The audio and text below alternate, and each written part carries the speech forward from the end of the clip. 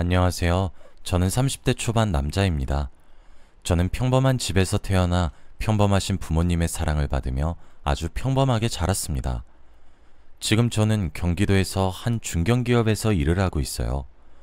평범하게 사는 것이 참 어렵다고들 하잖아요. 저도 그 말에 깊이 공감하고 있습니다. 평범하게만 살았던 제게 참 충격적인 일이 일어났거든요. 저는 지금 소송을 진행하고 있어요. 그것도 제가 얼마 전까지만 해도 세상에서 가장 사랑하고 있었던 연인에게 말이죠.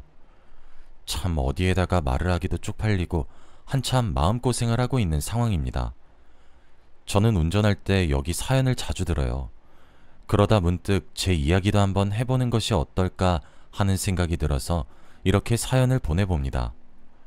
여러분들도 지금 연인 또는 배우자가 있으시겠죠? 여러분들은 연인 또는 배우자의 이성 친구에 대해서 어떻게 생각을 하시나요? 저는 남녀 사이에도 친구가 존재할 수 있다고 생각을 해요. 하지만 이번 일을 계기로 이런 생각은 갖다 집어치우기로 했습니다. 저와 여자친구는 장수 커플이었습니다. 처음 20대 중반에 저희 두 사람은 같은 직장에서 만나게 되었거든요. 입사 동기로 만나게 된 여자친구는 저보다 2살 어립니다. 사내 연애가 참 재미있었어요. 그렇게 몇 년을 잘 만나다가 저는 지금 다니고 있는 기업에서 그 당시 다녔던 직장의 조건보다 2배 정도 더 좋은 조건으로 저를 스카우트했고, 저 또한 제가 성장하라는 데에 의미가 있다 생각하여 지금 다니고 있는 직장으로 정말 수많은 고민 끝에 이직을 하게 되었습니다. 여자친구와 제 본가가 있는 동네라서 정말 많이 망설여졌지만, 그런데 2배에 가깝게 좋은 조건을 솔직히 마다할 수 없더라고요. 그렇게 저는 여자친구와 연애를 하기 시작한 지 5년 정도 만에 장거리로 전환하게 되었습니다. 제 고향과 여자친구가 일을 했던 곳은 대구였어요. 경기도와 대구는 마음을 먹고 기차를 타거나 하면서 만나러 가면 갈만한 정도의 거리입니다. 하지만 직장인들의 일상에서는 솔직히 많이 먼 편이었죠. 저도 여자친구도 둘 다 일을 놓지 않고 일을 하고 있으니까 매주 주말마다 보는 것은 솔직히 체력적으로 힘들었고, 저희가 불타는 화라산 같은 사랑보다는 5년 정도 되니 연탄불같이 은은한 사랑을 하고 있어서 거의 한 달에 한 번 정도의 빈도로 만남을 이어갔어요. 통화는 매우 자주 했고 당연히 연락도 매일 했죠. 다만 만나서 데이트하는 것이 한 달에 한 번, 이틀에서 사흘 정도 되는 기간이었습니다. 사실 저는 여자친구에게 한 가지 서운한 점이 있다면 주위에 친구들이 너무 많다는 점이었어요. 남녀를 가리지 않고 말이에요. 제 여자친구는 항상 어딜 가면 주목을 받는 그런 사람이었거든요. 항상 밝고 명랑한 분위기를 가지고 있었고 술도 노래도 좋아하는 그런 유쾌한 사람이었거든요. 그래서 남자 여자를 불문하고 제 여자친구는 항상 주위에 사람이 넘치는 그런 사람이었습니다. 그리고 그렇게 밝고 명랑하게 노는 여자친구에게 저는 질투를 많이 했어요. 솔직히 남자라면 다 이해하지 않습니까? 내 여자가 다른 남자들과 친하게 지내고 그러는 것도 솔직히 대학생들 때나 가능하지, 질투가 불같이 나는 것이 자연스러운 현상이잖아요. 그런데 제가 질투를 할 때마다 여자친구는 저를 찬찬히 설득해 나가기 시작했습니다. 친구 사이이면서 선을 확실히 지키고 있는 사이라고 걱정하지 말라고 말이에요. 그런데 아무리 여자친구가 저를 그렇게 안심시켜준다고 치더라도 몸이 떨어지니까 불안한 것은 매 한 가지인 셈이더라고요. 그런데 그것도 잠깐이었습니다. 저희가 장거리 연애를 시작하자마자 여자친구는 제게 집착하기 시작했어요. 원래는 굉장히 쿨하고 남녀 사이에 친구가 있다고 생각하고 그러는 신여성 같은 여자였거든요. 그런데 제가 경기도로 일하러 가니까 회사에 예쁜 여자 있는 것 아니냐부터 해서 저희 팀끼리 회식해서 사진 찍은 것을 보내거나 하면 양옆에 남자 사원들 앉혀라고 하질 않나? 사실 5년 정도 만나니까 편안한 연애로 바뀌었지 알콩달콩한 연애는 잘 되지 않았거든요. 저만 전전긍긍하는 줄 알았는데 여자친구가 제게 자기 말고 여자들은 다 여우라며 생전 하지도 않았던 질투를 막 하는데 얼마나 귀엽고 사랑스럽던지 갑자기 연애 초기로 돌아간 듯한 그런 기분이 들었습니다. 처음엔 갑자기 장거리 연애로 변하게 된 연애에 권태기가 오진 않을지 다소 걱정을 했었는데 오히려 장거리 연애로 바뀌게 되니 제 여자친구는 귀여운 질투쟁이로 변하게 되었고 매일 볼 수 있는 환경에서 한 달에 한 번 또는 많아봤자 2번 정도 만날 수 있게 되다 보니까 서로에게 애틋해지게 되었고 뭔가 저희 관계가 끈끈해지는 듯한 그런 느낌이 들었습니다. 그렇게 2년 더 연애를 하게 되었어요. 저는 그 기간 동안 제 사랑이 정말 더욱더 커지는 듯한 느낌을 받게 되었고 이 여자와 반드시 결혼을 하고 싶고 행복한 가정을 꾸리고 싶다 이런 생각을 하게 되었죠. 제 여자친구는 종종 자신의 로망을 흘리듯 말을 하곤 해요. 여자친구는 노을 지는 바닷가에서 함께 산책하다가 프로포즈 받으면 얼마나 낭만적일까? 하며 제게 말을 흘렸고 지금으로부터 6개월 전 저는 여자친구에게 일몰을 보러 가자고 했고 거기서 사람 많은 꽃다발을 트렁크에서 꺼내고 무릎을 꿇고 반지를 주며 저와 결혼해달라고 프로포즈를 했습니다. 여자친구는 눈물을 글썽거리며 고개를 끄덕였습니다. 아무래도 연애를 한 기간만 7년 가까이 되고 양가 모두 대구에 살다 보니까 상견례를 따로 할 필요는 없었어요. 오랜 기간 동안 서로를 만났던 사이였기에 이미 양가 부모님께서 본인 자식들이 누구를 만나고 있는지 당연히 다 알고 계셨고 저도 여자친구도 각자 상대네 집에 가서 밥을 먹으며 인사를 드리기도 했었거든요. 그렇게 오래 만나더니 이제서야 결혼을 하는 것이냐며 양가에서 쌍수 들고 결혼하는 것을 환영하셨죠. 주위에서도 온통 축하한다는 소리밖에 들리지 않았습니다. 저도 행복했고요. 양가에서는 마치 저희 2사람의 결혼을 기다렸다는 듯이 움직이기 시작하셨습니다. 솔직히 오랜 기간 만나서 그런지 서로 사정을 잘 알고 있었기에 상의할 것이 그렇게 길게 이어지지도 않았을 뿐더러 상의할 것이 그리 많지도 않았습니다. 저는 여자친구가 일을 계속 그곳에서 하고 싶다면 존중할 생각이었고 주말 부부로 살아도 된다고 생각을 하고 있었지만 여자친구는 결혼했으니 본인이 경기도로 이직을 하겠다 하더라고요. 그런 결정이 쉽지만은 않았을 텐데 단번에 절 따라온다는 말에 진짜 눈물이 글썽거렸어요. 아무래도 제 본가도 여자친구의 본가도 둘 다 대구에 거주하고 있었기 때문에 결혼식은 대구에서 치르기로 했고 경기도 제 지인들은 제가 버스를 대절하는 것으로 결정했어요. 결혼 준비할 것이 참 많더라고요. 한두 가지가 아니더군요. 저희 둘 다 꽤 괜찮은 연봉을 받으며 살기도 했고 제가 좀 더 좋은 조건에서 일을 하면서 돈을 꽤나 많이 모았기 때문에 저는 제 명의로 그리 큰 어려움 없이 경기도에 신혼집을 구했습니다. 저는 원래 살던 곳의 계약이 아직 꽤 길게 남아 있었기 때문에 저는 계약 기간이 끝날 때 결혼식을 하기 때문에 그때 집을 정리하기로 했어요.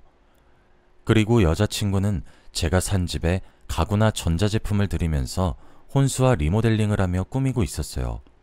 아내도 슬슬 이직 준비를 하겠다며 회사를 사직할 준비를 했죠. 그런데 어느 금요일 저녁이었습니다. 그때는 결혼식을 올리기 바로 한 달 전이었습니다. 제 휴대폰으로 누군가 익명으로 문자를 보냈더군요. 사진 한 장만 떡하니 보냈고 발신인의 번호가 없었습니다. 그런데 사진의 배경으로 보아하니 어딘가 익숙한 곳이더군요. 바로 저와 여자친구가 함께 살 저희 2사람의 신혼집이었죠. 그런데 사진에 나온 여자친구의 모습이 심상치 않더군요. 딱 봐도 남자의 팔뚝으로 보이는 팔을 베고 자고 있는 사진이었습니다. 불행히도 남자 얼굴은 잘 나오지도 않았죠. 시계를 보니 새벽 1시를 가리키고 있었어요. 저는 뒤도 돌아보지 않고 택시를 타고 신혼집을 향했습니다. 제가 직접 운전하고 가기엔 너무 흥분된 상태라 못하겠더라고요. 문자가 도착하고 몇 분 지나지 않아 옷을 입고 뛰쳐나왔고 새벽이라 총알 같은 속도로 택시를 탔죠. 원래라면 40분은 좋게 걸리는데 택시기사님이 왜 이렇게 다급하냐고 물으시더라고요. 그래서 제가 한 번만 도와달라고 요금을 3배로 드릴 테니 아파트 주소를 대며 이곳으로 가달라고 했어요. 마누라 될 사람이 신혼집에서 불륜을 저지르고 있는 것 같다고 하면서요. 택시 아저씨는 그게 사실이냐며 전속력으로 악셀을 밟더니 15분 만에 절 도착하게 만드셨죠. 저는 호흡을 가다듬고 비밀번호를 누른 채로 신혼집에 들어갔습니다. 현관문을 보니 여자 신발과 남자 신발이 놓여져 있었고 그것은 제 것이 아니었습니다. 경기도에서 산 아파트라 지방보다 다소 비싼 가격의 아파트를 사도 평수가 훨씬 좁아요.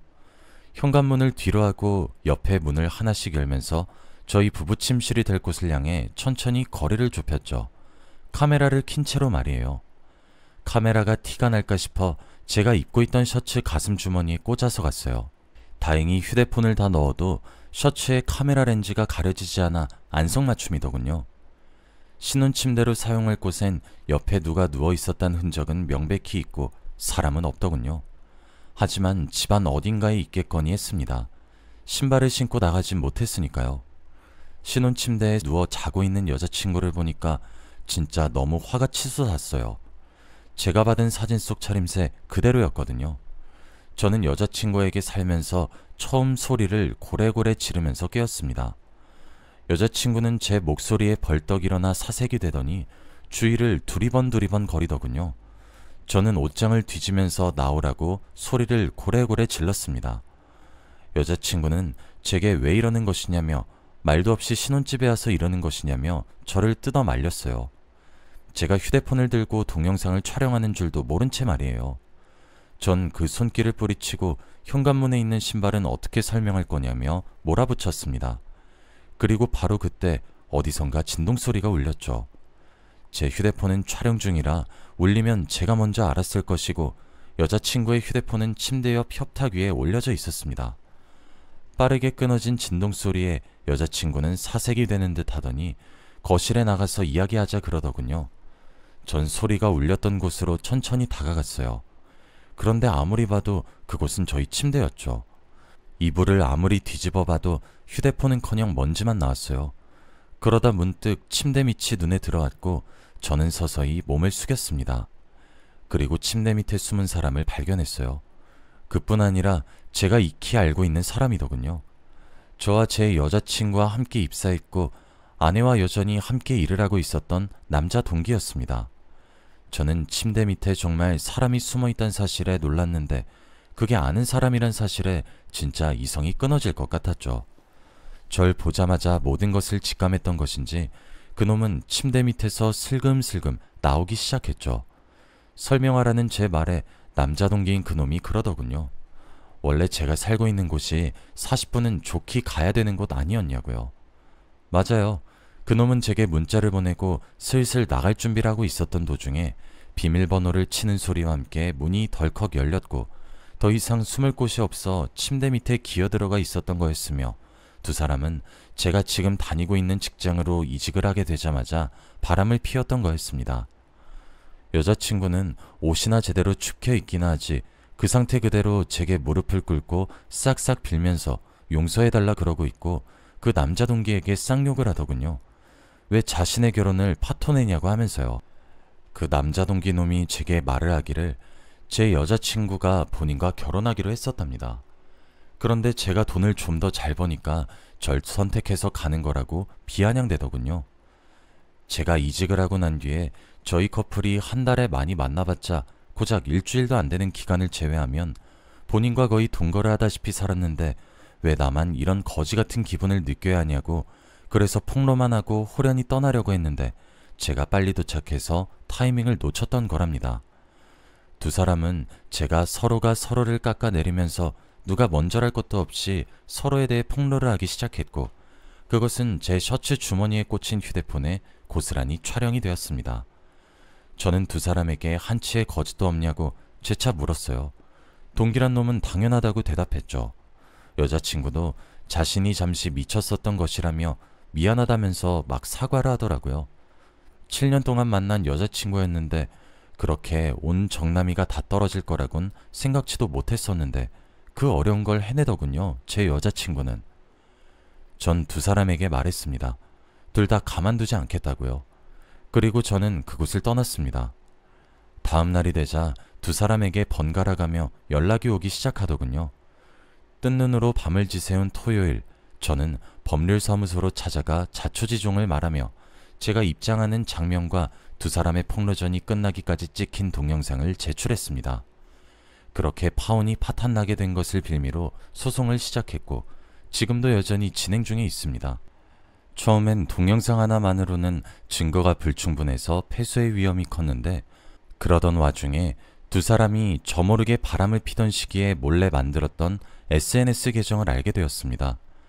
그 두 사람이 바람을 피는 줄 모르고 그냥 만나는 줄 알고 있었던 제 또 다른 동기가 있었는데 그 동기가 하나씩 일일이 캡처해 주더라고요. 자기는 오랜만에 만난 제게 미안해서 비공개 계정으로 하는 줄 알았다고 자기가 제보한 것만 비밀로 해달라 하면서요. 굉장히 다행스럽게 제 또 다른 동기가 캡처를 하고 바로 다음날 그 계정을 삭제했더군요. 날짜까지 친절히 나와 있어서 빼도 박도 못한 증거로 자리 잡았습니다. 파혼으로 인한 소송은 패소의 가능성이 매우 짙은데도 불구하고 제 사건을 담당하시는 변호사님께서는 아주 이례적으로 깔끔하게 승소하실 거라고 하더라고요. 또 저는 여자친구만 그렇게 족칠 수 있을 줄 알았는데 여자친구가 바람을 핀 그 동기놈한테도 정신적 위자료를 받을 수 있다고 하더라고요. 아마 둘 다 각각 제게 2천만 원 정도의 정신적 위자료를 물어야 할 것이며 여자친구는 그것뿐만 아니라 모든 결혼식 취소 위약금과 더불어 모든 돈을 물어야 할 것 같다고 하셨죠. 집이야 제 명의로 제가 샀고 혼수를 여자친구가 챙겨왔으니 그대로 나누면 될 것이라고 말이에요. 당연히 양가에서는 난리가 났고 솔직히 집안이 뒤집어졌습니다. 제게 여자친구네 부모님이 찾아와서 한 번만 선처해달라 빌다가 여자친구를 제 눈앞에서 때리기도 하고 그러시는데 진짜 솔직히 어이가 없더라고요. 전 피해자여서 가해자 얼굴 그만 보고 싶다고 했고 이대로 끝내지 않을 거라고 경고했습니다. 제게 위자료 명목으로 돈을 줘야 할 텐데 내가 법적인 방법을 통해 여자친구가 다니는 회사에 소문내서 이 바닥에 얼씬도 못하게 만들겠다고 으르렁거렸죠. 그리고 전 그 결심대로 실행할 것이기도 하고요. 여기까지가 현재까지 진행된 제 이야기이고 아마 재판도 무난히 마무리될 것 같습니다. 저는 제게 집착하는 여자친구가 다시 사랑에 불이 붙은 귀여운 질투쟁이인 줄로만 알았는데 질투는 개뿔, 먼 눈엔 뭐만 보인다고 본인이 바람을 피우니 저도 그럴까봐 불안했던 거였습니다. 저는 앞으로 이 트라우마를 어떻게 극복해야 할지 무척이나 걱정됩니다. 솔직히 처음 사랑에 빠진 첫사랑이었던 여자이기도 하고 그런 첫사랑과 7년이란 기간을 연애했기 때문에 충격이 이만저만이 아닙니다. 그뿐 아니라 결혼 한 달 전에 이 모든 일이 일어났기에 결혼은 당연히 취소해야만 했어요. 이미 청첩장은 다 돌린 이후였고요. 그래서 회사에다 상대방 집안일 때문에 결혼이 파토났다고 둘러대는데 그것도 진짜 너무 비참하더군요. 저는 일단 당분간은 여자를 만날 생각도 의욕도 없습니다. 그냥 안 그래도 바쁘니까 일이나 하면서 지내려고 합니다. 살면서 인생의 동반자가 틀림없다고 생각했던 여자였는데 이렇게 제 뒤통수를 치니까 저도 사람인지라 눈에서 눈물이 나고 가슴이 아프고 뒤통수가 얼얼합니다. 솔직히 이제 제가 누군가를 신뢰할 수 있을까 겁도 나기 시작하고 무섭습니다. 누군가와 다시 관계를 쌓아나갈 수 있을지 자신이 없어졌어요. 제가 가장 사랑했던 여자와 제가 가장 좋아했던 동기였기 때문에 제가 더 힘든 것 같기도 하고요. 남의 눈에 눈물 나게 만든 두 사람 눈에 저는 피눈물이 줄줄 흐르길 바라요. 뭐 이미 그들 회사에 아름아름 소문이 퍼진 것 같더라고요. 제게 두 사람의 비밀 연애 SNS 계정을 알려줬던 또 다른 동기가 소문을 퍼뜨린 것 같았습니다. 뭐 제게 피해는 오지 않을 테니 그 또 다른 동기를 부추기지도 말리고 있지도 않아요. 여기까지가 제 이야기였습니다. 나중에 재판 결과까지 나오고 난 뒤 다시 글을 써서 알려드리도록 할게요. 긴 이야기 들어주셔서 감사합니다. 제가 끝까지 싸울 수 있도록 모두 응원해 주시길 바랍니다. 감사합니다.